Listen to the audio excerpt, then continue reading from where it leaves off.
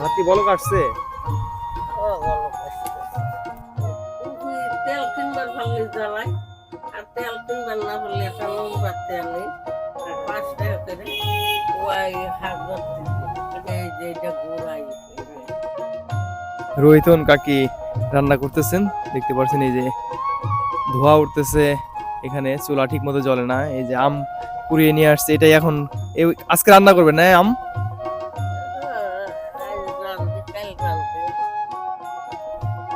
কয়দিন পর পর রান্না করেন আপনি? রাঁধতে সবাই রাঁধতে আবার একবার যেতে খাইবার দেখালে আর সেদিন রাঁধতে নেই। এত খাইলে কেন থেকে কটা ভাত খাইয়েছিলাম, সন্ধ্যায় রাঁধতে নাকি চাপু বানাইছিলাম, চাপু বানাই সুদেই খেয়েছি।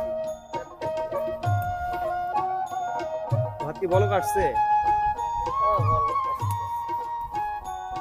এই ভাত কয় তো খাবেন?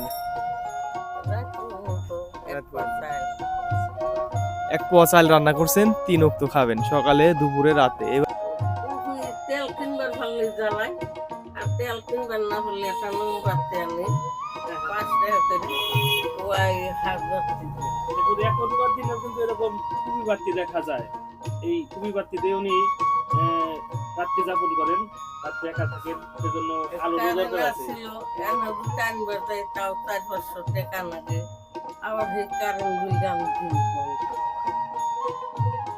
আমি সংসারে চালাবো না। রাত 10টা পর্যন্ত, 10টার পরে আইসে তারপর বাইরে থাকেন কেন কাকি? বাইরে থাকি গরমের জন্য। গরমে থাকা যায় না, গরমে থাকলে খুব কষ্ট হয়। ওই দোকানে বেচা কিনে করে ওগো বসে